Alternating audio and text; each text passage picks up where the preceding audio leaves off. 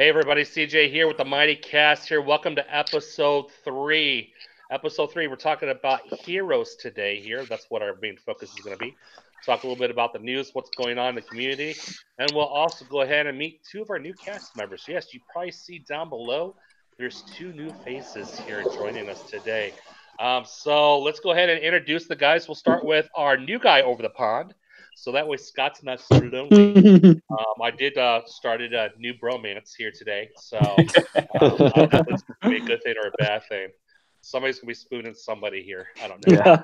You want to go ahead and Jamie here, Jay? You want to go ahead and introduce yourself first, please? Yeah, Bagsy Little Spoon. I'm Jay, based in England, in a place called near Exeter. I am a massive Iron Jaws player. Been playing only Age of Sigmar for probably about 6 months, but I started playing originally.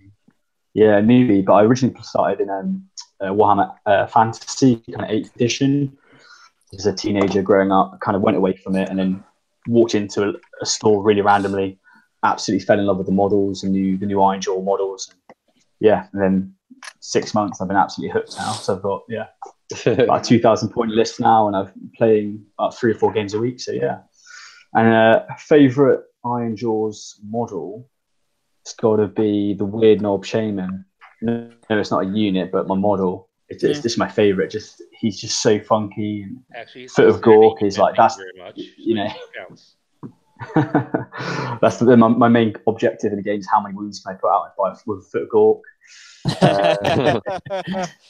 And the thing I love most kind of about Age of Sigmar, comparing it to kind of my fantasy, it's just kind of how simple the mechanic of the game is and how quick it is. And it just runs so much more fluidly than what Warhammer Fantasy used to run. It was I found quite rigid and quite hard to learn, whereas Age of Sigmar I picked it up so quickly. And really enjoying it. Really loving playing with Iron Jaws. They're a simple army, just run forward and smash shit. I love that. Yeah. I do not miss battle lines whatsoever to save my life. You know. All right, Kevin, it's all you, buddy.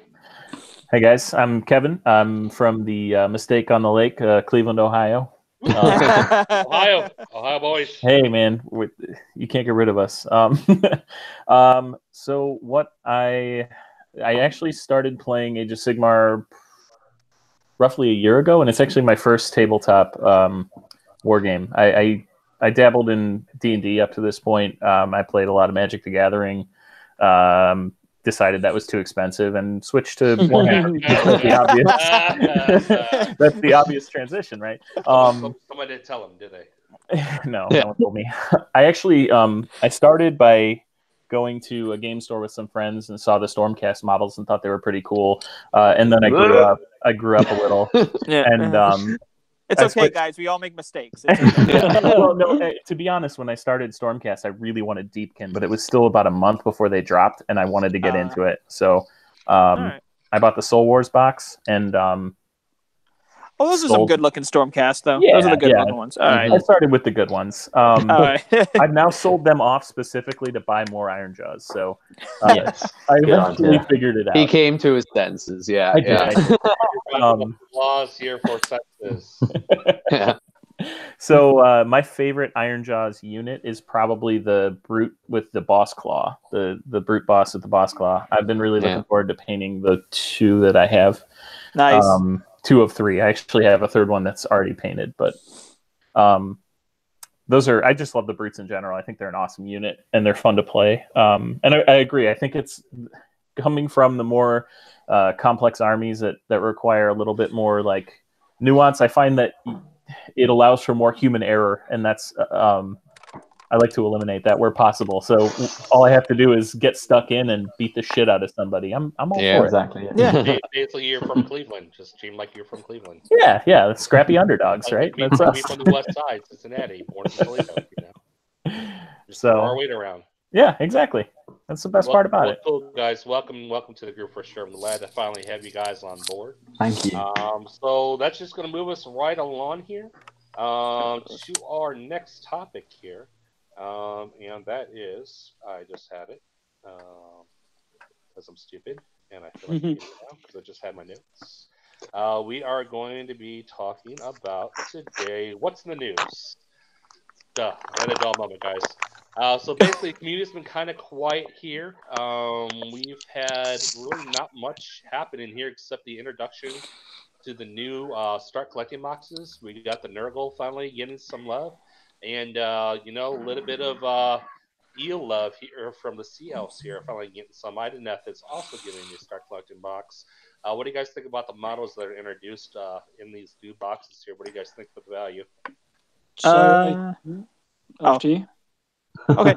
I think the Nurgle one's better than the Ideneth one, simply because agreed. You can grab another box of Blight Kings, the book, and the tree, and get that, and you're done for a very long time until you really want to commit to something even bigger. I think Ideneth require more to make them more playable at that point than what you get in that. Yeah. Yes, you do. you really need that turtle. If you don't have the turtle, you're playing an uphill game. I've never seen a game without a turtle in it, and I'm calling it that because whatever. The Nurgle one though is, I think, a little more starter friendly. I think it's much more Nurgle, first of all, are a much easier army to get into when it comes to their ability. They're very similar in regards to how Iron Jars are when it comes to the simplicity of their actions, but their actions are absorbing the damage, and who you're starting off in there are very important models. You need Blight Kings, you need the flies, you need these things to start the game, and actually all you need is that. And if you could still get it, the box set that they had where it was the tree and the Nurgle and stuff like that. Which one was that? This is their battle box. Yeah, if they could still find that, that's a perfect one for it. Or, like I said, you could just go completely mortals, grab yourself some Blight Kings. I've already got, I think, about 9 Blight Kings, and I was thought about, maybe getting that box too, just to make a Nurgle army. But at the same time, I don't want to. I'm like, I need to devote myself to one thing at a time. But I think I'm not as familiar with Ideneth as I am with Nurgle. I just think that Ideneth are good if they're played by someone who's more accustomed to Age of Sigmar and those more technical armies like that. Yeah, about right now, I mean, everything's been eel spam. I mean, I even just got off the bandwagon to buy more Iron Jaws. And when it comes down to the price point with what's in the boxes for the models, when it comes to cost-wise, Ideneth is kind of right on to the price point exactly. Yeah. I mean, you got about $42 to $45 for a box of eels. Thrall's the same price, about $40, and then you're getting a Soul Render in there, or whatever his name is, for like $15 savings when he only cost about 24. Right. But then when you look at the Nurgle here, I mean, hell, just 1/6 of those models there. I'm trying to think which one, but when I was looking online, it's $60 right there. Yeah. I think what you're going to end up seeing is that a lot of people are going to treat that start collecting box similar to how I've been treating the Iron Jaws ones, in that it's an easy way to get like Thralls are your best bang for your buck on the battlefield in terms of your infantry units. So those are kind of swarmy for an army that doesn't necessarily rely on swarms. But you do get your nice cavalry unit in the eels and the thralls for a decent price. And then another good metaphor is that the Soul Render, in my experience, has been something you run alongside the thralls, alongside the reavers, similar to our war chanters. Actually, run along the eels too. I've seen that's true. Running in with eels. So when it comes to the tides, my take on the Deep King box is, I think it's another one like Iron Jaws in the fact that if you buy 3 of them, you have an army that is playable. Yes, you still need another 2 heroes to make it even better. But you buy 3 start collecting boxes, you've got a decent playable army. Yep. Which, considering the meta for Deep King right now, it's eel spam. And I think the GW have noticed that and gone, right, what are we going to do? We're going to give you eels. Yeah. You want to spend money on eels? Cool. Spend 50 for England, £50. Oh, actually £60 for the Deep King box, and get your 3 eels that you're gonna need. And then when it comes to the General Handbook for 2019, we're gonna nerf the shit out of them. It's gonna happen. I'm calling it right now. Yeah, I think as well. And like, if I'm wrong, I owe you guys tacos. At one point as well with some of these start collecting boxes as well. I think some of them you find you can pretty much like start an army just with that, like maybe like a 500 point, get yourself on the table. Whereas others are more like a thematic kind of style box where this is the kind of the feel of the army. This is what it looks like, more so than anything to do with play style, balance, or anything like that. It's just more for look, and this is what the army looks like rather than how it plays, kind of thing. How they want to portray that as well. So I think with that INF, the INF one definitely is like more of a thematic kind of box over the Nurgle one, which I think is, you could, like I said, like you could start playing with that straight away, and it would be pretty good. Absolutely. Let's go ahead and move on a little bit here since we don't got a lot of time here, and let's go and talk about there's a tournament coming up here in Texas here in March. Kevin, you pulled that up here for us here a little bit. You want to give us a little rundown what's going on down there? Absolutely. It looks like there's a Warhammer store down in Grapevine, Texas that's hosting an event that they're calling their Spring Furlough. Couple heats of matched play. They have their own. Citadel has their own tournament format that they're going to be hosting there. So it's probably not going to be as big of an event, but it's certainly going to be something that's going to be attracting people from that part of the United States, I imagine. It looks like it is running across the 9th and 10th of March, and it's going to have tournaments for both 40K and Age of Sigmar. Yeah, when I've been reading up on this here, when I saw the introduction to this last week here, I think this is something that's been new, that has been growing, and we want to go ahead and bring that up today because it's an event that we got coming up outside of Adepticon, of course. So we'll be talking about Adepticon too, and we're going to talk about the tournament down here a little bit later as well. Here we'll get some more feedback involved in that. And speaking of tournaments here, we want to go ahead and give our guys here, like we promised last week on our cast here, who went to the LVO, the Iron Jaw players. We actually pulled you guys up about who you are. We want to give you a shout out today. So we're going to go ahead and do that next. I think Jamie's going to cut the list for that. Jay's got the list for that. Yeah, so there's 4 people who kind of run pure Iron Jaws lists. So there's a few I think there's some mixed destruction and kind of other destruction factions, but there are 5 people who kind of run pure Iron Jaws lists. And the top ranking one came 47th at the LVO. His name is Matthew Brochu. So he came 47th, which I think is pretty good, considering the state of where we are in terms of in the current meta, which I think is pretty good. So massive shout out to him. The next bloke that came in was, I'm not sure if I'm pronouncing his name right, so apologies, but it's Blair de Duel. He came in at 108th, which I think, again, good effort. 113th, we've got Chris Stifter. So again, pretty, big shout out to him. 109th, it's funny because all these guys, they all came in quite close together towards the end. You've got Brendan Harvey, came in at 119th. And the last guy was Shaun Upchurch. Big shout out to you. He came at 124th. So yeah, big shout out to all those guys. And yeah, it's awesome to see. Guys, way to represent the Iron Jaws, and every one of you guys deserve a wow from the Mighty Wow. Yeah. So on the count of 3, guys, let's go ahead and give these guys a wow. 1, 2, 3. Wow! Awesome, good job, guys. Well, we really appreciate you guys representing the LVO here, and we want to see more of you guys who are going to tournaments post up on the Mighty Wall with what you plan on taking and stuff, and where you plan on going and so forth. I mean, we've got a lot of big events coming up in the United States.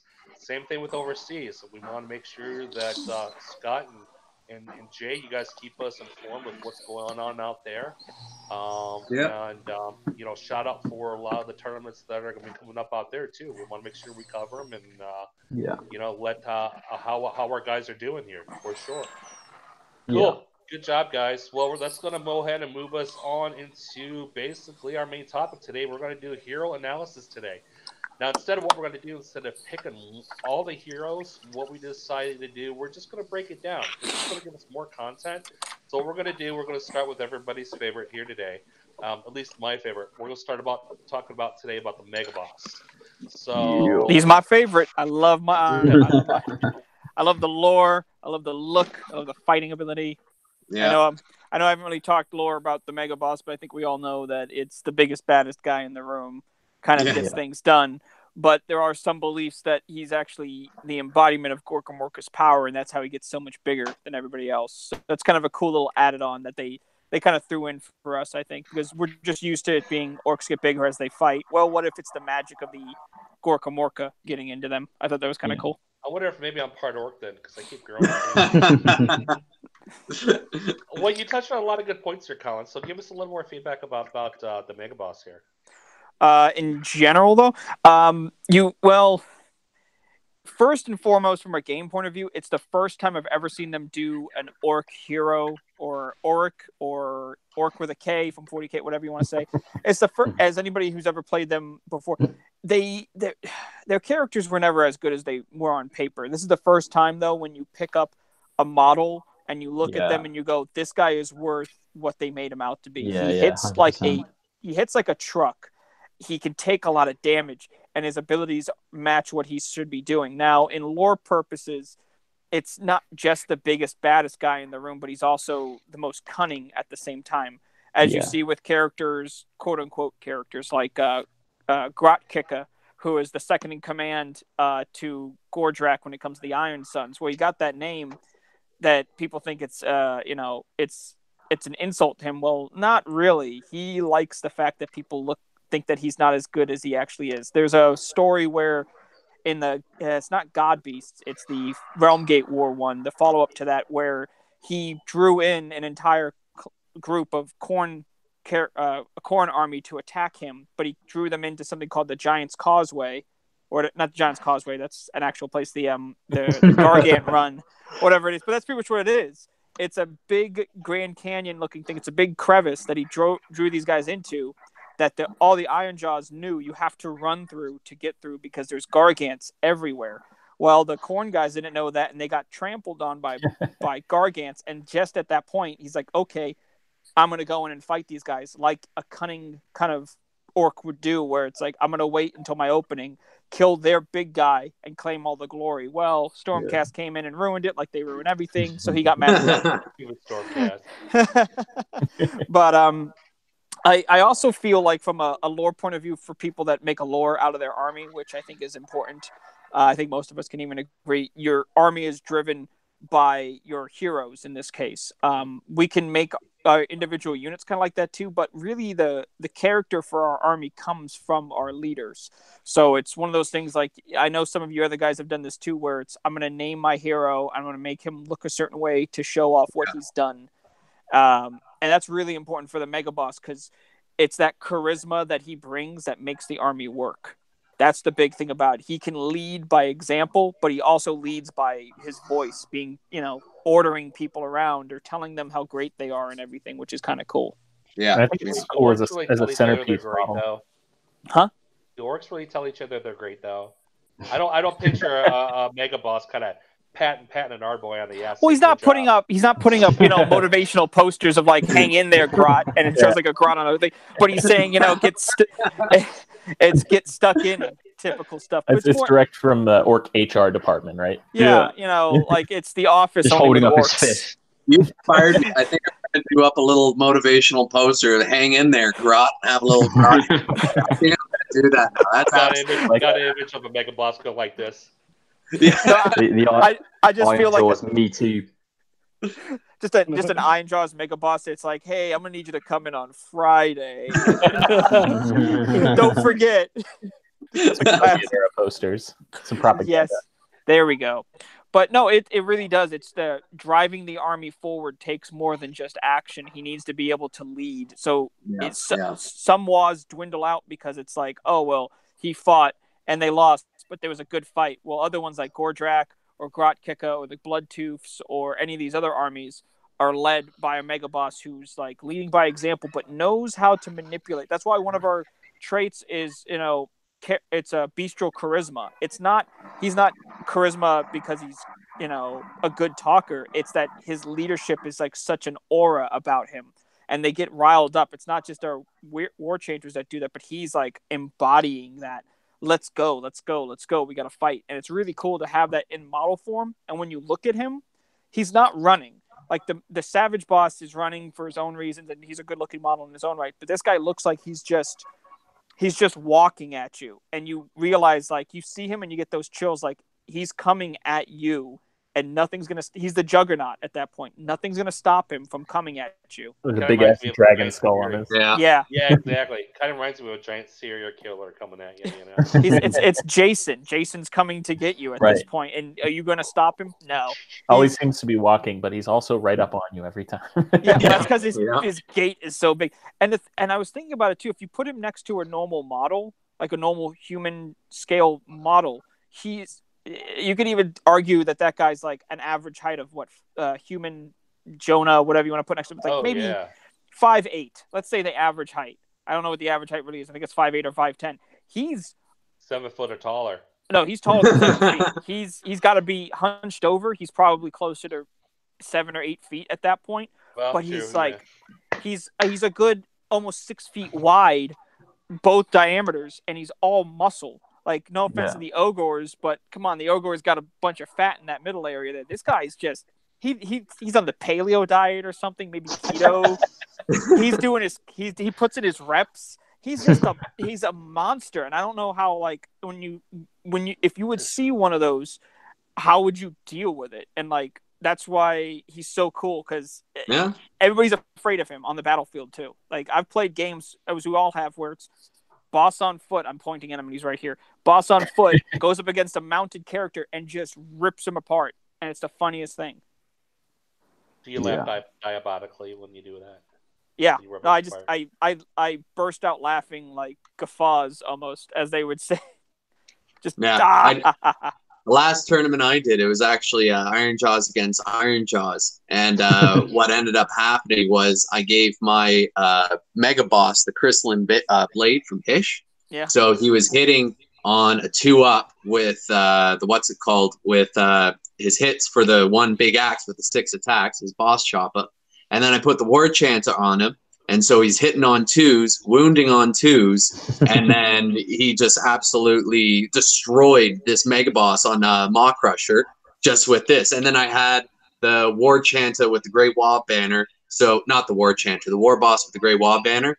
So he was re-rolling ones on his wounds as well. So he just slaughtered this fucking Maw Crusher on a Mega Boss on Maw Crusher. Absolutely, right? Like, they have that power wherever you decide to want to put them, with or without artifacts like that to give them the boost, right? They are just a destructive unit thrown in with a bunch of brutes as well, which, again, we'll talk with the Adepticon with that 1,000 point. Someone said not to take brutes. We're Iron Jaws, guys. Who's talking about? Calm down, guys. We'll if you say don't take brutes, I will ban you from the Iron page. You are done. You're done.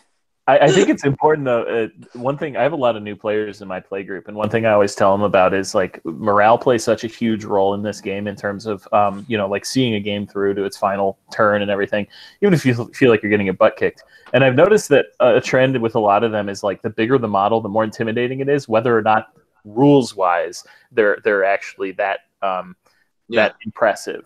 And I'll bring my Maw Crusher, and everyone will just like act like, I mean, they don't know how fragile it actually is. Having played it as much as we have, we know how fragile. Now that you mentioned it.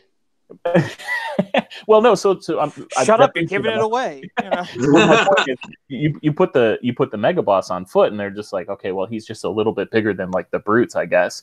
How bad could it be? Until you bring them in, they're swinging on 2s and 2s, re-rolling 1s. Yeah, and they 2 damage each, potential of 12 damage, because he starts off with 6 attacks, which is insane. Plus, without War. Yeah, without the War. It just reminds me of what you were saying about. Oh, we lost him. God rest his soul. They found out. He was talking shit about the Maw Crusher, and they took him out. All right. Well, Well, Kevin will get back to us here in a minute here, but just real quick, he's got a movement of 4, which we all know we're slower than hell, unless we have stuff that we can beef it. 7 wounds, 8 on the bravery, and he's got a 3+ save. He power dipped out, gonna jump back on ASAP. He said. all right. And then he's got the boss Choppa, which got an inch range, 6 attacks, 3+ to hit, 3 to wound. He's got a -1 on the rend, 2 damage. And then his Rip Tooth, which has another inch range, 2 attacks, 5 to hits, 3 to wounds, 2 to rend, D3 damage. You can't go bad with some of those weapons, man, that he has. Yeah. So what people need to remember as well, the amount of people that I've seen like complaining about Rip Tooth. Yes, it's nowhere near as good as the Chopper, but it is just his like. GW seem to have weapons and models that are like tacked on weapons, so to speak. If you're looking at this weapon, people call it one of these tacked on weapons.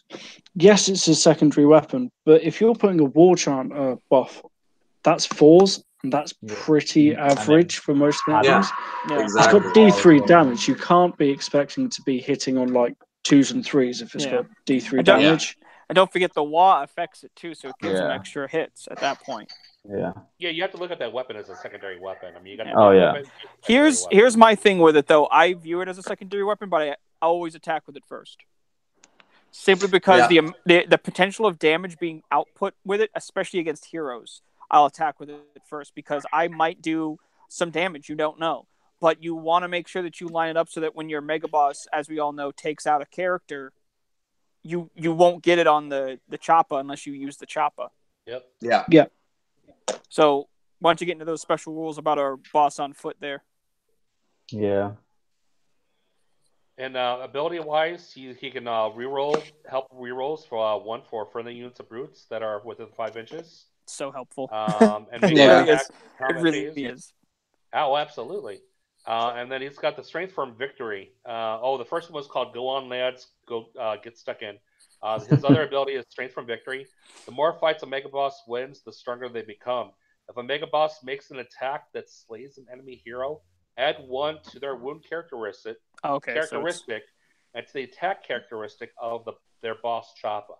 Okay, I had it mixed up. It doesn't matter. It's damage no matter what. At the end of that, I do like though that rule is something that they both have, obviously, but it's not just a rule that's been tacked on, as we've discussed before, where certain units, not saying any names, we already know them, have attack abilities or have abilities in general that don't necessarily make sense for the model. Like, why does it have the ability to attack twice when it makes this long distance charge? It's not really. It's just why does this thing not take a rend? Yeah. Why does this? It doesn't make any sense. This makes sense. The more that they kill, the bigger they get, obviously. But the more characters that they take out, the bigger and better, because they're like, it's them proving themselves.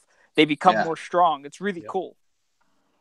Kind of makes him a hero, killer, an assassin. Yeah. Yeah. Well, he's a hero killer, but he's also a dent in any big unit that you put him against. Like we said, he has the potential of doing what with his just regular attacks up to 12 damage with his 1 attack. Yeah. And then he's going to be with a. Oh, sorry, mate. Carry on. So what I was going to say is as well, his brutes are like, as a brute, you're seeking hopefully something with more than 4 wounds anyway, which could be a hero. So his brutes that he's sticking with are seeking potentially a hero or something of worth of value as well. So I always forget that rule. But actually, wherever I'm moving my brutes or whatever I'm taking my brutes to, I'm not getting my brutes to take out trash. My brutes are taking out something valuable. And sure enough, my Mega Boss is usually next to hopefully some kind of squishy hero. Like 5, 6 you can get from that ability. Yeah. The get stuck in lads rule might seem a little redundant for some people. I've actually seen that before. Like, well, why is this even a rule if your brutes get this and so on and so forth? And it is the fact that you're not always facing a heavy character, heavy wound army. You might face a horde army. You might face Flesh Eater Court, undead, free people, anything like that. And rats, they're back. Well, rats, come on. You don't realize the fact that they can bog you down. They can deep strike something in. They can sneak something up on you. They can get in the way because they know, like, brutes are bad news, I'm going to weigh them down with my shit units. Okay, Yeah. well, these guys get to reroll their ones. That means they're only hitting on twos majority, threes and twos on a different one. Like you will eviscerate units that way. Or you can maybe face a horde army in general, and you tie them up with a Ardboys unit, and then close in on the sides and make that classic little death triangle thing from the one Hannibal battle where he just kind of ate his way into the middle.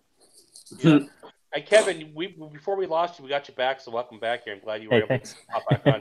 You were making a point about what we were talking about here with the Mega Boss. Go ahead and finish your thought there for us. So basically what I was saying is, the Mega Boss, it kind of reminds me of what you were saying about Grot Kicker, which is that he kind of, because he's not on a Maw Crusher, people think, oh, he's just another Orc unit, when in reality he brings a lot more versatility to those infantry line units like the Brutes and everything like that kind of makes him a little bit more dangerous. And then on top of that, he's formidable in combat as well. Yeah. So it's always fun to see him get in there and be kind of underestimated until, you're hitting for 12 damage in a turn. So yeah. I argue to an extent, he's the one of the, if not the best on foot combat hero. There's some that might be better than him, obviously. And some that are, definitely. I'll agree with you there. He's perfect. He's the perfect killing machine at that point for this game. Yeah. Like nobody else is gonna. What are you gonna do? Oh, this guy could do special stuff here, here, and here. And that's all you ever see that can go up against him that might be able to kill him. They have to have a special ability that does something. He doesn't need that. He can romple stomp you with no need for any of that garbage. He doesn't even need special weapons, which is something that I kind of give him sometimes, just for, as you said, he's the hammer to my anvil at that point, because my anvil is always the Maw Crusher. This guy, he's your arrow. He's the one that you can jettison. And the cool thing I think about the Mega Boss on foot too is that if you're playing a destruction army, a destruction alliance, or an army that we can ally with, he's the perfect allied hero for some of them, because they already have magic. They don't need magic. They already have support heroes. So what do you get? Well, you throw the friggin' Hulk out there. Like, that's all you need at that point. He just runs in there. He'll probably die. Like, it just happens. But he can get in the way and cause a lot of problems before he goes down, which is really important. He does. Yeah. Especially with his base size. He does have such a bigger base size than everybody else as well, right? Compared to what else you're going to be playing. It's a 50 mil, yep. You get actually in there, he catches up space, right? Mm-hmm. I think it was on a 60 mil for some reason. No, I think he's on a 50. Yeah. He's on a 50, yeah. That's something I know we're bigging him up as well, but one thing that I've always thought is why he gets all these abilities, and obviously he's got the wall at a 10-inch, which is pretty good. But really, like strength and victory, when it goes off, it goes off. It's quite rare. I would like, maybe, I don't know, like, because he buffs the Brutes, so I would quite like that ability to maybe hit him benefit from that ability as well, or maybe take something that they've got. Essentially, he's a Brute that's kind of ascended, and I'd like to maybe see him have in the future, hopefully, a few more abilities that benefit himself as a model. Because although he's a buffing, he is a buffer. He's buffing. I would like maybe to see him benefit from some of his own abilities, or have maybe something in there that helps him out. Yeah, I can see that too. We got to remember he's just such an old model when it comes to this game. Yeah, you can look at a lot of the other hero. You look at all the other hero characters that haven't had a Redux, Stormcast, Corner, that are coming from the beginning. Seraphon, Fire Slayers. Yeah. They have the combat heroes that don't have a lot of the crazy fixins. They have what they have, and they work really well. Now, as we've all said, an updated book or a FAQ could really improve that. I think an updated book, we could see something where it's any model within, pick a unit that's completely within 12 inches or 10 inches, and they get this ability of the reroll ones. Well, throw it on him. Throw him out there like that. I like the idea of multiple mega bosses on foot, as opposed to we have a mentality that the minute that we can, grab the Maw Crusher and put him out there, which is great, and he's a great model, but a lot of people don't know how to use him. Yeah. And I'm like, maybe don't go right away into that. You know? Yeah, I'm one of these people. I have no idea what I'm doing. I just buff them up and send them in like a missile. That explains the mustache. Okay. Yeah. I have no idea what I'm doing. I honestly, before I discovered we were talking earlier in chat about the Griff Feather Ironclad combo. It kind of makes him a little bit more hardy, but before that, I found him a lot more useful in like turn 2 or turn 3, really charging in there and doing stuff. You know, you soften up an infantry unit. Maybe they have 5 of one battle line unit and then 10 of another. So you soften up the 5, you run in with your destructive bulk, destroy it, and get another charge out of it. And then you get your allegiance ability proc then too. So I mean, it's honestly experience, and like I said earlier about the morale thing, getting him in there can really make people make some dumb moves when it comes to seeing this giant model crashing down on their units. So you saying that about the chain activation. Played a Corned list, which you guys would have seen on the Mighty War, and my opponent, newer to the game, didn't really know how good the Maw-Crusher was, so pushed their guys forward. Their Bloodthirster came forward, and a couple of their battle line came forward, and it ended up being in such a perfect position that I charged the Bloodthirster, killed him. Next turn, charged, finished off the unit, then charged again, and it was just one of them that my Maw-Crusher went from center of my deployment, almost touching the left-hand side of the board, all the way back round to the right, and then back into my own deployment zone in the matter of a 3-turn game. We've all had those games, though. We've all had that turn where our Maw Crusher gets a charge off, and it's the perfect charge, and it just crushes a lot of stuff in front of it, even if you're still in combat afterwards, but you just wiped out a quarter of the unit, and he's like, what? It's kind of like in movies when you're watching people play checkers and the one person's really good at it and the other one's not, and you just see him hop across the whole board. Mine went in similarities to Scott's. Mine charged into charged into the Corn, the Bloodthirster, took him out, and then I got the double turn, so I charged into a Soul Grinder right after that, and I took that thing out. Like it didn't even slow. He just kept going and kept going. And that's the power of the Wa, as we're going to call it. That's the power right there. That's what we have. And the epitome of that, once again, is our Mega Boss, is the fact that this guy I had my Mega Boss on foot help take out a Tree Lord. Like, nothing is safe from these things if we get the swing. The issue is getting the swing off. I feel that the Maw Crusher doesn't need help getting damage output, so I put, like you said, Ironclad. I don't use the Griff. I use the Dobbings, because a lot of people like to throw magic at him. Well, now I get saves all the time. I mean, it's a 6, but it's a 6. It could help.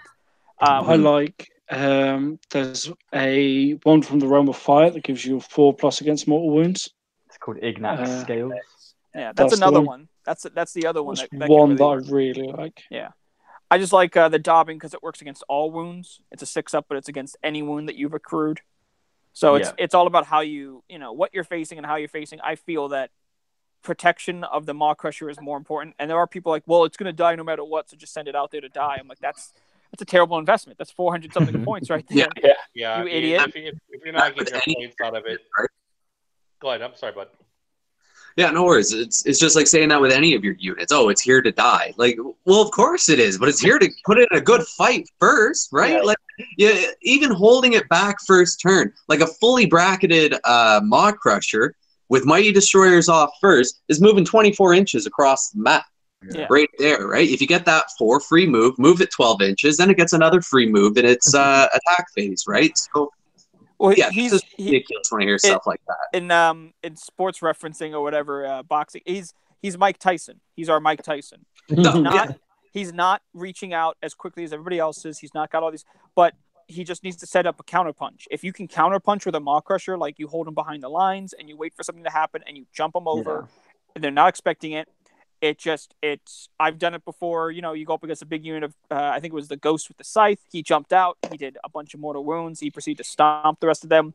And then there was, Old Man Arcan the Black oh no, what am I gonna do? And he ran away. He did a couple of wounds with that curse of years and didn't do anything. And then I killed him. And it's him making his points back again. If you use him right, and it is weird to say hold back your giant monster because we're thinking orcs and we're thinking everything has to rush forward. I hate seeing someone take their Maw Crusher and rush him all the way out there. And then I'm like, well, he's dead. Everything's going to target that all thing. you see is everything else collapsing in around him, and he folds, Yeah, and it's a great cinematic look, but it sucks for us because we're going to die. We're going to take all the shooting, and then and then you just wasted, like I said, 400-something points. I think the only time in my experience that I've gone against that as a best practice is if they have a decent lineup of cavalry units that they've put too close to each other on deployment. I'll shove them in there and get them stuck in front of those so that they're locked in combat and they can't activate any of their charge-based abilities. Yeah. And then, because obviously our brutes and our Ard boys and everything else are so slow, use them as the second line to kind of backfill that that deficiency once they get there. And his damage band is like nothing. So Yep. Yeah, and me, I like to personally run him behind my brutes and my other mega boss. I'll use him as a back line, kind of like a protection screen here, until I start softening stuff up, and then I just throw them on in and just tearing shit up, And let's talk about the stats on the Maw Crusher here with the mega boss. You got 14 wounds, 3+ save, 8 in the bravery, and then obviously he's got the damage table. 0 to 3 wounds, he's got the 12-inch move, and then the plates at 4 to 6, 7 to 9. 10 to 12 and then 13, all the way down to 4 inches. He's got the Mighty Fist where he's hitting on a 2+, and then same thing depletes down to 6+, and then his destructive bulk ability, which I'll go down and read that here in a minute, starts off at 8 freaking dice, 8d6, all the way down to even 4 dice. He's got the Inner Bursting Bellow. It's an 8-inch range attack. 1 attack, 2 hits. Okay, hold on. How many times have you rolled a 1 for that shot? Son of a bitch. We're not going to talk about that. Let's just say I don't play with those dice anymore. He's got the 1 attack, 2+ to hit, 3 to wound, -1 random d6 damage. He's got, we also got the Boss Gore Hacker, 2-inch range, 3 attacks, 3 to hit, 3 to wound, 1 on the rend, 2 damage. You got Scrap Tooth, which for me is one of my favorite weapons here. 1-inch range, 4 attacks, 3 to hit, 3 to wound, just single damage. His Choppa, 1-inch range, 4 attacks, 3 to hit, 3 to wound, -1 rend, 2 damage. Oh, sorry, Rip Tooth Fist. That's my favorite. Yeah. He's got the 1-inch range, 1 attack, 4 to hit, 3 to wound, 2 to rend, D3 damage. The Mighty Fist for the Crusher, 1-inch range, 4 attacks. This is the good one. This is where we're getting hits from 2 to 6 all the way down, depending on how much damage he has. 3 to wound, 2 to rend, flat up 3 damage. So you're easily going to do if you're not doing at least close to 12 damage in your first round before getting hit, I would go ahead and contemplate your life with your dice and chuck them if they're not doing that, and buy yourself a new set of dice. Here's the thing with it. If you have a Mega Boss and he has a Gore Hacker you're wasted. It's wasted. So the Choppa. No, I never use the Gore Hacker. Choppa all the time. The Gore Hacker looks amazing as a model piece. It's you're losing an attack right off the bat for 2 extra inches. There's no point in that. Modeled right? That's fine. We don't care as long as it looks cool, Honestly, by the time I get to the fists in my attacks, my friends are usually like, "How many more do you have?" Like, how much damage does this do? It does what? I love hearing that. How much? What? Yeah. 3? 3? Yeah. He's got all these attacks, and we haven't even touched the bladed tail yet. So we still got one last attack on here for the Maw Crusher. Range, D3 attacks, 4 to hit, 3 to wound, -1 rend, and a single damage. That's not. So, man. It's just a nice to have, isn't it? Yeah. That's our add-on attack with that. Yeah, I have to say to go back to the idea of the add-on attack, because we do see a lot of people that have this weapon and this, and I think this weapon is pretty good. the Rip 2 Fist is actually pretty decent when you think about it, like how much damage it can actually do, because it's usually just like a dagger of this god. Well, how much damage does it do? 1. Yeah.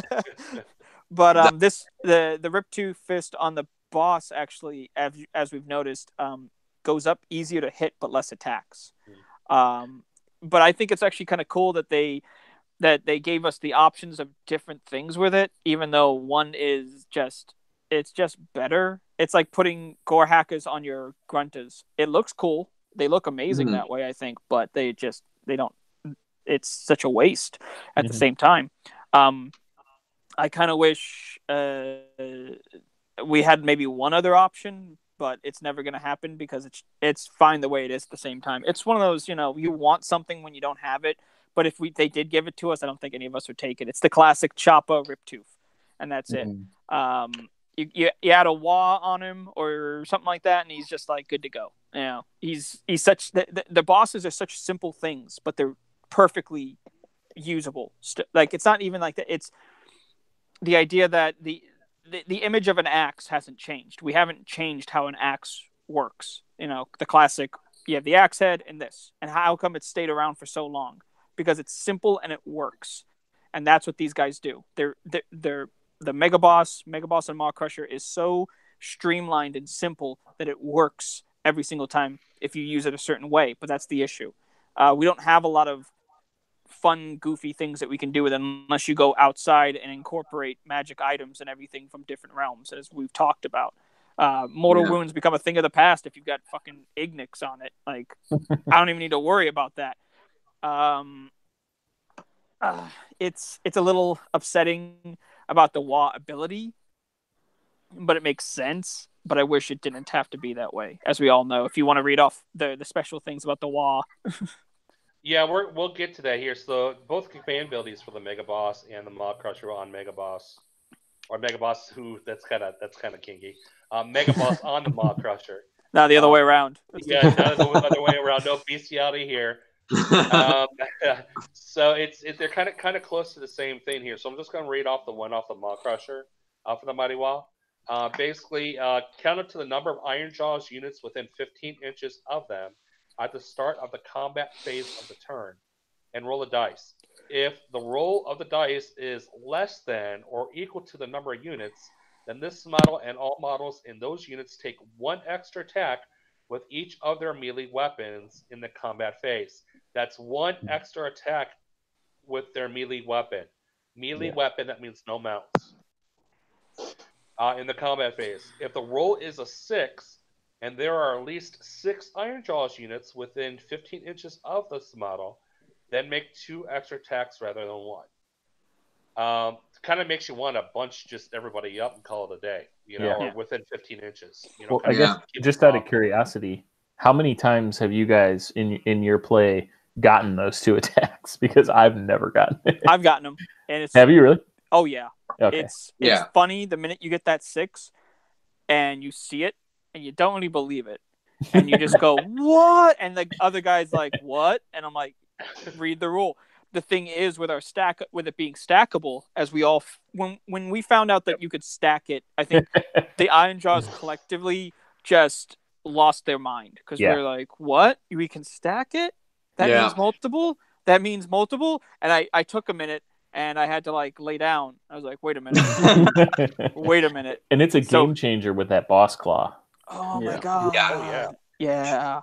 It's a game changer with a lot of things. Yeah, that's true. like Iron Jaws in general, just like that's the best thing about it. But the fact that our weapon, our Choppa, once again, that's the one that I was thinking about before. I think if it specifies, do you have to kill them with the boss Choppa or the Choppa or the Gore Hacker? Or does it say just killing a hero? Just killing a hero. Yep. Okay. I don't know why I thought it was the other way. It's with any of them, to be honest. Yeah. But the fact that wah going off is such an important thing. I really, really wish it didn't need the 6 units. We all, I think, kind of feel that way. Our guys are very expensive point wise, and we need to be, and we're not a lot of us, so we need to be able to spread out to grab certain things. It's a real pain in the neck. The fact that it doesn't have to be wholly within is helpful. Yep. I imagine they'll change that one day, but I really wish I just don't like the fact that I was talking to Scott the other day. Is I don't like because, like I said, sometimes you've got to split your army for objective reasons, and sometimes you're in a bit of a tight spot where you need to call a war to help you. Yeah. I just don't like the fact that you can fail it, if you know what I mean. So if you have 4 and you roll a 5 or a 6, then you've lost your command point, and I just don't like that mechanic. I don't like the fact. I understand it because you could potentially get more. It did not. I feel like it didn't evolve with the game so well. No, they didn't change it enough. I think keeping it normal on just anything they could even change it so that on a 1 it fails, and then on a 2 through a 5 it passes, and on a 6 anybody within the range gets to double. And I mean so that it's not 6 models or more within there. Right. Because the idea that we have to do the brick up mentality is, if you've ever played War Machine and Hordes, there's the classic troll build where it's the troll bloods, which it's a brick, which it really is just your entire army in a little square, and you march it forward. Nothing's going to die from it, but you're just outmaneuvered, you're outgunned, you can't grab objectives as easily. And it's the mentality that, okay, I need to be able to grab everybody at once. So with the command points becoming a thing and the stackable becoming a thing, that does give us a little bit of leeway, though, if we think about it, because it does allow us to spread out and have multiple mega bosses doing multiple WAs, but we do have to save our command points in order to do it. Now, what really did help me when I did that tournament as well, when I was using my WA like that, was I would keep them all just within a proper area. I had 2 battalions with me, right? And so I had 2 extra command points. So I started off with 3. My first turn, I'll be like, okay, I'll walk twice. Wogged, and then I got the command points back with Aether Quartz Brooch, right? So I rolled, got the 5 up, wog again. Rolled, got the 5 up, wog again. Yep. So if I didn't quite have those 6s, and I'm pretty sure I only had about 5 units around him that I was rolling for, and I just happened to get them underneath, though, right? But there are methods around that, I think, right? Instead of like, yes, there is a possibility of failing, but we also then, if you take some of these artifacts, there's a possibility of getting that command point back and then just doing it again, right? Yeah. So there is a balance where you do need to find, and that honestly worked so well for me. I think I ended up getting 3 or 4 extra WAs out of like 3 or 4 command points that I used, right? So I got those extra attacks. It is very valuable still. We just need to find a way, because we're not getting these updates, to use the updates to our advantage to change up our army and change up our play styles just a little bit, so we can be this competitive army. No, we can't. Sometimes I run like a little fungoid shaman at the back, just like give that extra like command point. If you get, I started doing my list too, throwing a couple of them. The other thing I've noticed is that sometimes with the WA, especially with the Maw Crusher, if you don't designate your attacks properly, you end up fizzling out a lot, and you end up wasting that command point. If you don't decide, or do the quick math in your head, try to decide like what's going to die from these attacks. I have 2 extra this round. Like I have to be very judicious about it. Otherwise, you're wasting that potential. So especially sorry. I was going to say, and you do want to, as we all know, we do want to wipe out a unit. We don't want to sit in combat with anybody, so that we can get smashing and bashing, and we can get our mobility back. Yeah, and especially as you're saying about the where can I get value, it's annoying that you activate in the hero phase. Unlike a lot of the stuff in the game, command abilities seem to be used in the phase that they affect now. Yeah. So it's annoying that it wasn't FAQ to be activated at the start of the combat phase. That's something that I really feel like they forgot about moving into AOS 2. Sorry. But yeah, War as an ability is just ridiculous. But when you look at the Maw Crusher, even just the mount itself, like the fact that it does 3 damage with his fist, throw a WA onto the Maw Crusher itself, like you never need to use the boss that it just comes along and stomps. You give your War Crusher 2 was, and what's that? 6 attacks hitting on 2s, 3s, -2, and 3. Not much is surviving that alone. Yeah. Like, I'm so glad that I could wire the mount. It's good. Exactly, and finish up the abilities here. I mean, it's the model's still got the strength from victory. We all know the Maw Crusher can fly. It's got the keyword for that. Yep. Destructive bulk. After a Maw Crusher completes a charge move, pick an enemy unit within 1 inch and roll the number of dice shown for the Maw Crusher's destructive bulk on the damage table above. The enemy unit suffers 1 mortal wound for each roll of 4 or more. Yeah. Is there nothing better than getting a good destructive bulk off? Oh man. Oh my god! Like there's those little things. There's the getting the foot off more than once. There's getting that one long bomb charge by 1 inch because we get that extra inch. And then there's destructive bulk, and you're just like, oh, that was sexy. That's a beautiful charge. It's just I love seeing the crestfallen look on my opponent's face. You know, it's just so great. Or running over a hero. You know. Yeah. Literally running over a hero that they're trying to stop you. I'm like, well, he's dead. I'm gonna keep going. Yeah.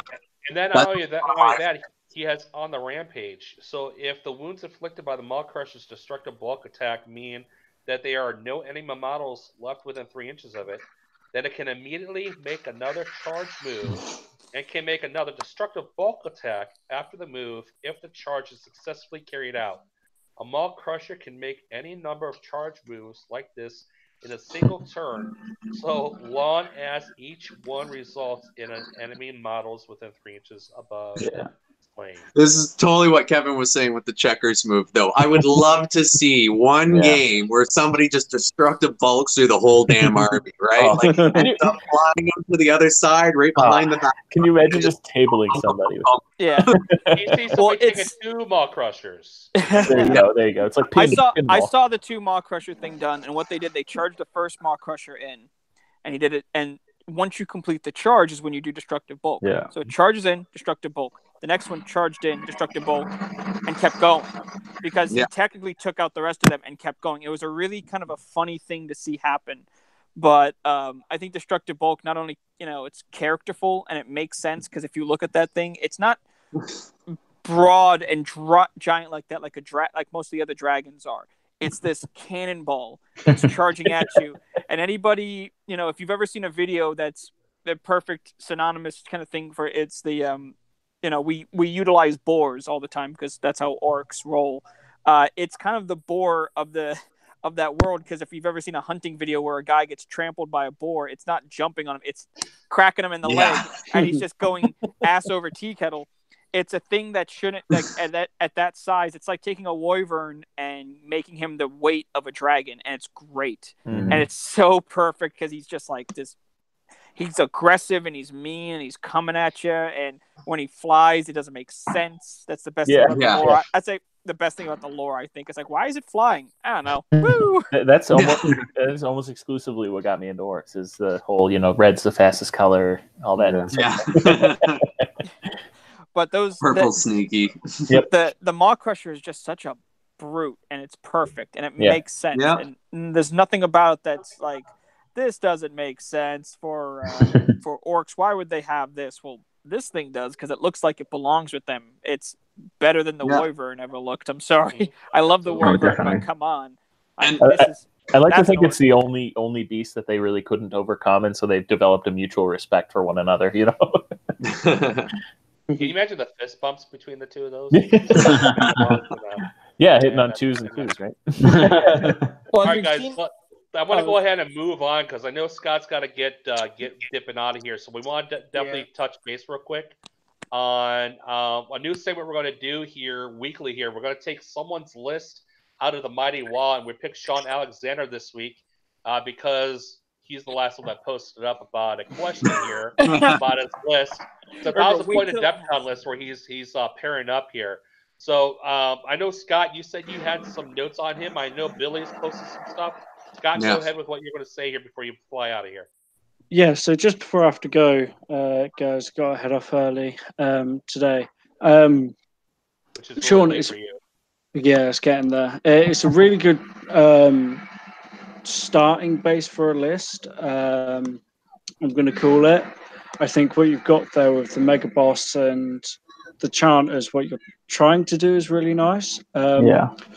My question to you is, with the lack of Gore Grunters, what's the Orc Boss bringing that the Mega Boss doesn't? So why are you not taking 2 Mega Bosses? Or why are you taking the Mega Boss over another unit of Gore Grunters? I'm not a fan in 1,000 points of 2 War Chanters. I think they're taking up 160 points, where you could easily fit in another 10 Ard Boys there. Yes, it's nice to have the +1 or +2 in some cases to hit. But the battle line you've chosen, the 10 Ard Boys and the 10 Brutes, really, really are going to pack a punch. I would possibly suggest, if it was me playing, maybe try a Mega Boss.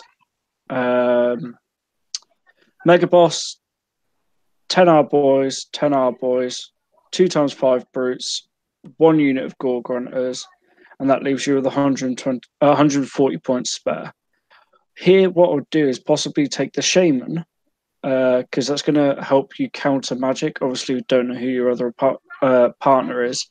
But if you give him make him your general and give him the general trait Prophet of the War, you're still getting those 2 units that can possibly war if your Mega Boss falls.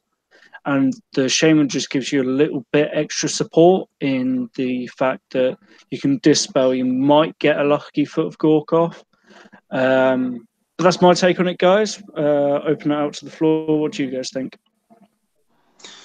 Well, if it is going to be a doubles thing, my big thing is synergy, though, right? Because our army is such a heavy hitter, and we don't move too quick. So if he knows who he's playing with, it would be great to kind of coordinate it a little bit more as well. Because what's that? Play with a Corn player according to his post. So he's playing with a Corn player then. So like Corn armies, they probably got some pretty fast units as well. I know I've got my my Skull Crushers, the Blood Crushers as well. Those would be quick. Bloodthirster or something along those lines thrown in there too, right? Some hounds, whatever too, right? So if you give each other a role of what you want to do with your armies, right? Like have him use the brass collars to help try and reduce all the magic that's going to be coming your way, or something along those lines, right? But give yourselves a specific task for these armies and follow through, and then trust in your partner that he'll be able to do it. Like, you do objectives, I'm just going to try and get into the back there and slaughter whatever the hell I can, right? So you kind of have your own roles to play. You have your offense, you have your defense, and that's the one big thing that I would say when it comes to something like this. So like a Gore Fist for us, even if you want to get Khorne to have all the power, get a Gore Fist in there, and you're right up in front of him, obstruction in the way. All the other units can't get in to attack Khorne, and Khorne can pepper them from the far back or something, right? That's my thought with it, really. Yeah, you make good points on synergy there. I forgot it stated that it was Khorne. I totally agree with that moving forward. I am going to have to dip out, guys. Having to head out early today. But just quickly, one from me. Hope you enjoy the rest of the video, and I will catch you guys on the page. Always there for a message. Drop the email. I'll be checking in with CJ if anything comes in. Plug your page. Plug your Instagram. Plug my Instagram. So if you don't, I'm sorry. If you don't already follow me on Instagram, it's iron_mini_painting, where I'll be posting up what I'm working on now, which is my Ard Boys for a tournament at the weekend. And there is going to be some game breakdowns on there over the weekend as well. Cool. So take care, guys. Thanks for watching the video and enjoy the rest of it. Yeah, thanks, Scott.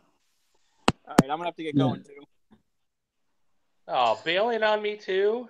Well, we were supposed to start earlier, but we didn't. So well, yeah. That's true. That's true. All right, I'm gonna be heading out. First and foremost. You want to plug anything? Yeah, duh. It's not like I run the Iron Jaws page. Oh wait, I do.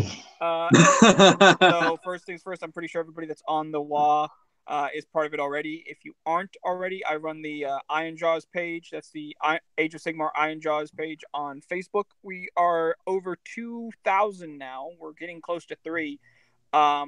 Join up. You'll find everybody else there, by and large, is very supportive. If they aren't, I kick them out. So don't worry about that. It's got everything on there. If you want to talk about tactics, if you have questions, if you want to show off stuff, if you want to everything. That's all we want to do on there. We're talking about Iron Jaws. We're not being negative about anything. And if you are, like I said, don't join. It's not for trolls. Go to the Trogoth page. The other thing I forgot to do last time is that I did start up a Twitter page, which is dumb, but it's Colin the Orc. So it's Colin, the Orc. It's pretty much anything that I'm working on, or if I'm making goofy puns that are orc related, because I feel like it. So make sure, like I said, join the Iron Jaws page on Facebook. Would love to have you. We keep growing. And then obviously you got to join our page if you're joining the Facebook Iron Jaws page. Yeah. Well, that's your thing to spin. And then, like I said, find me on Twitter. That is Colin, the Orc. So Colin the Orc. You can find me there. Find me on Facebook. Have a good night, guys. And as always, wah! See ya. All right, we're just gonna finish up the cast with the 4 of us then here, since we're pretty much just about done here. You guys got anything else about that list that was posted up here for Shaun? Any other advice? Yeah. What about I've just been reading here? it. Yeah, I've just been reading it. I just saw the comment of the bloke underneath who said, "Don't use brutes," and I just posted a meme of like this big, really confused. It's just like, what? Don't use brutes? I was like, what? Yeah, I suppose I kind of agree with what Shaun said, really. I posted underneath actually kind of a list that I was running, and I think it looks like he's got 2 lists here, like a 1,000-point list, what he's going to go and play with, and then another list that he's going to do a 2v2 tournament. I think maybe that needs to be 2 separate lists, because one of those lists needs to have synergies, like you said, with that Khorne player. Yeah. Not necessarily. So your list then is not like it won't necessarily do well on its own, but it would do well with Khorne. So, but I mean, that list there is pretty good. I would say probably drop one of the war chanters, potentially the Orc boss with the war banner, get a shaman in there, like an ally in, maybe like a madcap shaman. Just points is cheap, and it's going to give you some combat points. Yeah. Well, I think the madcap one's 80 points. The fungoid is 90. Oh, fungoid. I'm thinking fungoid. Sorry. Yeah. So there's 80 points, and you're getting yourself, potentially a Mystic Shield. You're getting a Dispel. So yeah, and I think one unit of Gorgrunters, 15 wounds, and they can at a 1,000-point game they can slow a lot of stuff up. So I think that's okay. 2 units of 5 brutes. I noticed that you added Geminids in there too, which I think is pretty smart, because I don't think a lot of people going up against Iron Jaws especially would expect to see an endless spell. Throw out. Yeah. 100%. Geminids. I played last Thursday at my local Games Workshop. I played, as like I said, a very overconfident Nurgle teenager, and I watched these 10 Blight Kings charge into 20 of my boys. 10 of them. And they literally explode, and I was just like, "Oh my god, he's going to table me here!"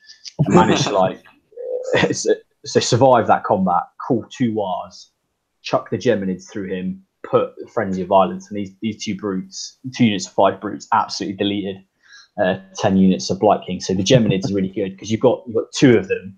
One's reducing your attacks by 1, and one of them's to hit, and you can literally send them through, separate them, at the next stage, or put them off the table, dispel them, so they don't come back and bite you in the ass as well.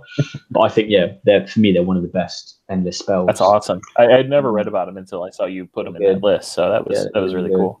So it sounds like it's the secret endless spell that no one tends to take. Yeah.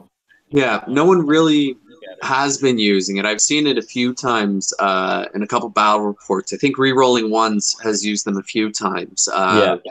But yeah, stuff like that. They really aren't used and utilized, but they are a quite valuable endless spell, to be honest with. Yeah. Mhm. Yeah. We don't have, I don't think as Iron Jaws, we don't really have many abilities that debuff enemy units. If you know what I mean. So it's quite nice. So essentially, you can. So for example, in my situation, I had a unit of Nurglings and 10 Blight Kings, and I was able to send the Geminids through those two, so to affect the two units. And I heard about it. I'm not sure if you heard of the Honest Wargamer podcast, but he's pretty big over in the UK, and he does kind of do roll out all the stats. He just raves about the Geminids, and I was like, what are the Geminids? Checked them out, and I was just like, I've never looked back really. Always getting on my lists. Yeah, as far as my opinions about the list too, this is totally personal preference. I really like the Gorgrunts. I guess it really just depends on what sort of like what the rules of the game you're playing are. You know, they're great for point like objective grabbing, especially early on. I've had so many games where I've capped a point, maybe up to 3 points turn one, and those 3 points won me the game. You know what I mean? Because they get steamrolled the second half of the game, but by then you've already scored the points, so it doesn't matter. You know, so you know, the 8-inch activation doesn't always come through, but really, if it comes to getting them stuck in, those are the ones you get. That would really be my biggest change to it. Yeah. The only thing I'm not familiar with the Orc Boss with Law Banner. I don't know. Yeah. Is that an older model or? It's an older model. He's part of the Greenskins, I believe. No, the Savage. Yeah. Is it Greenskins or Savage? It's Greenskins. Greenskins. Okay. His banner gives basically a +1. Okay. Reroll one. Reroll one. Reroll. Yeah. For all Oryx around you. Yeah. And that's that's kind of nice to have, but there's other things I think you could add into the list, Shaun, that you don't have to take that, so that way you can kind of keep it all Ironjawz themed.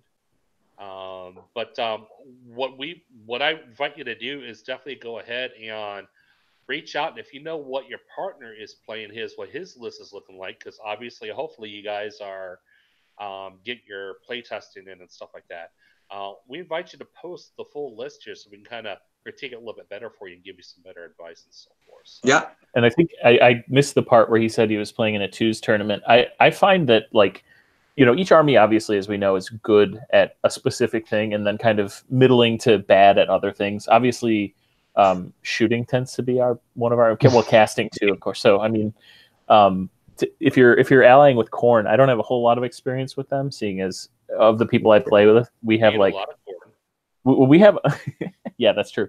We have in my local group, which is like 10 guys that come over weekly and play in my basement, we have almost every army represented at this point. Khorne is not one of them, so I don't have a whole lot of experience with it. But what I find, they got a new book coming out. Give it time. Oh boy. What I find is that using your guys as great, like really good frontline is helpful if you have a magic heavy. Well, obviously Khorne's not magic heavy, but if you have any shooting at all, like of any kind, being the one that kind of rushes in and just to die in some cases and soak up that damage is a huge factor. And you want to die a lot and cause a lot of death because of blood type points. So your partner can summon a lot of shit. Yeah. So I play Khorne as well. You don't want to die for sure. You do not want to die whatsoever. You want to cause as much death to your opponents as much as possible. You know, I see. I play Khorne as well. Sorry, bro. And actually, the Ironjawz and Khorne's play style is not necessarily too dissimilar to each other. They like you said, they're both in your face, melee heavy. So they could complement each other, maybe, but they could also, potentially just be doing the same job. They're not maybe bringing anything new to the table. I don't know. Well, I'm gonna be interested in seeing how you place here, Shaun. Here, you and your partner for sure. So you definitely keep us updated for sure. Yeah. Any last thoughts about the list, guys, here before we move on and finalize up the rest of the Just one more. It was just with the blood tithe points, because I did not even think about that. Like, would that count if his allies' models die as well? Would he still get the blood tithe point? I don't know. I mean, I'd have to look that up. But like, That would be I'm a pretty sure. Yeah, I'm Yeah, pretty sure. that would goes be a for huge enemy or strategy. enemy. Like a whole bunch of gore grunts, charge them in, do a bunch of damage, let them just die off, and bloodthirster, right? Yeah. Like just start summoning them in, and boom, you've got 3 bloodthirsters on the field after the gore grunt has just messed everything up, and they come through and just clean everything out, right? So that would be a huge strategy to use that blood tithe point to your advantage as well with your army. If you want to get those Iron Jaws in, hit them hard and fast, and then collect blood tithe points to help your ally. I think Shaun, that could be. There you go, Shaun, right there. You could be the hammer, your buddy could be the anvil here towards Yeah, that exactly. Yep. That could be a great method. Especially if they have any deep strike. Yeah. Oh, yeah, for sure. They do. Yeah, they have a lot of different abilities here, which is pretty sickening. Mhm. So. And it's I really foresee them being a lot worse here when the new book comes out here in the next month or whatever. I hope not. So cool. Well, that finishes up that Shaun. And Shaun, definitely, like I said here, you please let us know what your core buddy is actually taking here. I'd like to see both your lists next to each other, and we can go ahead and critique you a little bit better here for your list. And dude, whoever, I'm sorry, don't know how to pronounce your name here and stuff like that, but seriously, no brutes. Tell the guy no brutes or hard boys. We'll just pretend you're kidding him. We'll just pretend you're kidding him. It was some Maybe he's in the tournament too. That was some bad humor. Bad humor. I'm sorry. Maybe he's in the tournament too, and he knows he's going to end up having to go against him. They already know they're paired up and stuff like that. Who knows? But we invite everybody here, whoever wants their list critiqued here, to go ahead and post it on the Facebook group here for the Mighty Wall here, or you can also email us your lists, or obviously ask questions at orruklove@gmail.com. That is ORRUKLOVE @gmail.com. There are no case sensitive letters in that email address, and I'll pop the email address in the posting it again here, as well as start actually put it in the description notes after I get ready to drop this for everybody too. So that just moves on our last final segment here. Jay and Kevin, if you didn't know, we like to do a little segment here called What's on Our Plate. Basically just talk about what we're working on for the week or what we got coming up and what we're planning on doing.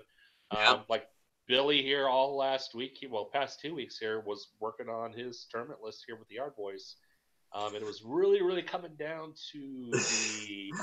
I got close to it. I didn't quite get them completed, which was a little upsetting.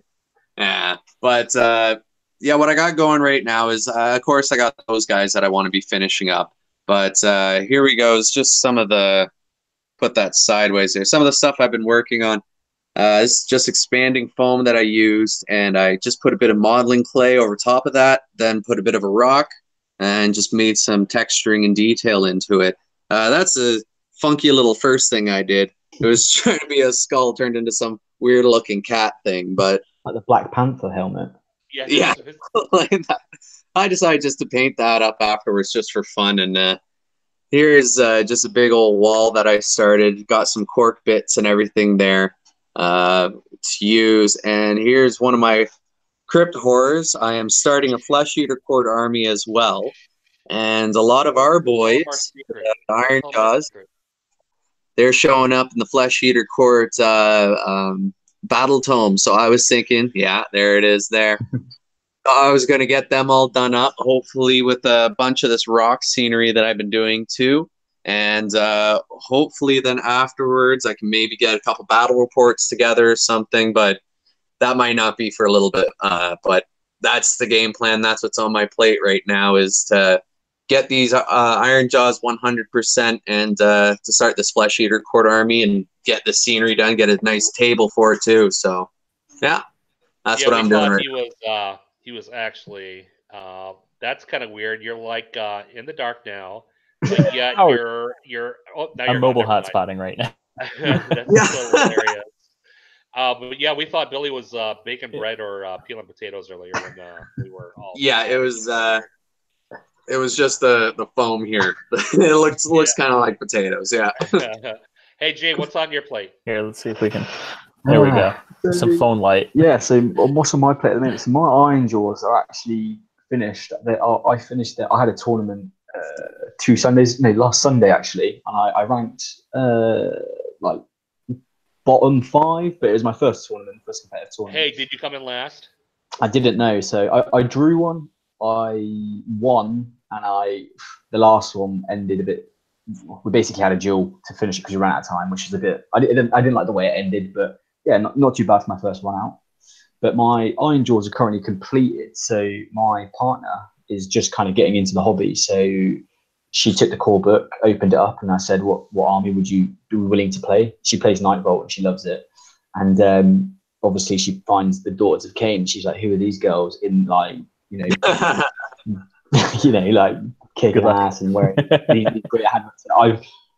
We've got her some Daughters of Cain, and I'm kind of showing her how to build them, and I'm struggling, to be honest with you. I'm not the best at painting and sticking together, and the Daughters of Cain are just so thin, and I'm just like, I'm used to sticking together like big models, and they're absolute pain in the arse at the moment. So so I'm trying to build her a little Daughters of Cain army just to see how she feels, see how she likes it, and then hopefully she'll take off. But that's what I'm doing at the moment. Yeah. Right on. Kevin, what's on your plate, buddy? Well, first off, I want to apologize. As we were saying earlier, Sigmar likes to screw everything up. There's a windstorm going through, and it keeps knocking my power out. It's out right now, so I just hotspotted with my phone. But so we got lucky with our time here. If you guys didn't know, Kevin and I are about 3.5 hours away from each other. He's in Cleveland, I'm in Cincinnati. We've got the same windstorm, and it's actually pretty windy, but it hasn't been enough where we lost power. So sucks to be you because you're long.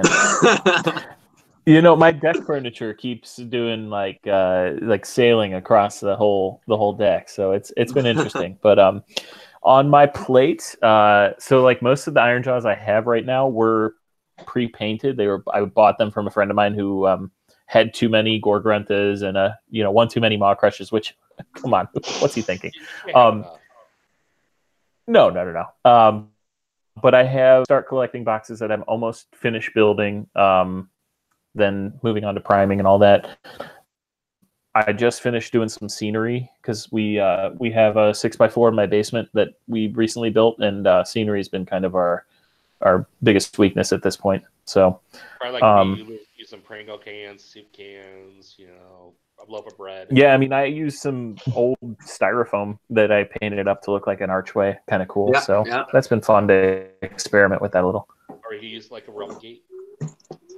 So it kind of does look like one, but yeah, it does. It's actually pretty cool. Seeing the pictures of did we lose him again? There we go.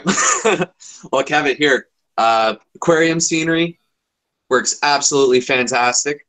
Went to Walmart. I got like 3 big pieces for like I think $30-$40 maybe, and all the stuff I'm making here. Watch some of my videos. I'll help you out as well. Give you a little bit of instruction on how to get some of this done too. And since I owe you a shout out because you did not come in last, as promised. You can reach Billy's page from Baston_plays on Instagram, and you can also reach him on Facebook if you do a search for Baston Plays as well. Yeah. Or do a search there you go. Yeah, and I like to do a lot of scenery, a lot of painting, and everything else like that. But Kevin, yeah, for sure, man. I'll help you out. Dude, I'll even send some stuff your way once I start getting some of it done, right? I'll start sending it over to you guys. Because, dude, if you got a group of 10, we should start seeing some battle reports from you guys. That's what I started doing. Hey, I would love to do that. Yeah. I would love to do that. So I'll get some scenery built up, man. We'll talk about it later, PM or something like that. I'll send you out some scenery for sure. I'll get a bunch of stuff painted up. You start doing some battle reports too and everything with a group like that. I'll get your tables all looking pretty. And my mom is in Ravenna, so that's not very far from you. And I'm only getting like every other word from you guys, so that's I'm trying to put it together. But you'll watch the video after and be like, "That's a great deal." Yep. I did want to point out and having my own little battle bird here, and it just so happens to be appropriate. I don't know if you can read that, but it says "You are the Brute Squad." Nice. So Nice. I thought that was kind of thematic. And I also ordered a Mega Boss while we were on call here. So you've convinced me. Great, Nice. excellent. Nice. So speaking of me, I'm actually got models to share. So you guys probably saw me posted up earlier. Just finishing up putting together my my boss here for my Maw Crusher. What I decided to do is I'm going to go ahead and magnetize the feet since he's got those divots already built in. So that way he's removable from the Maw Crusher. So that way I can obviously paint it up properly and store it properly, and pray to God I can safely move it properly here from one place to another. So, but other than that, I'm kind of helping my buddy Dan here put together his Skaven stuff. I'm actually going through and priming and basing a bunch of clan rats right now, so 60 of them. And yes, you guys did see that I am dabbling in flesh eaters as well. Yeah. I've got got lucky and I got the Kyrian Empire box. Him and I split it. And I've got so far the Abergast or whatever his name is built, put together. And I tell you what, that is one of the best and sweetest models I've ever assembled in my life.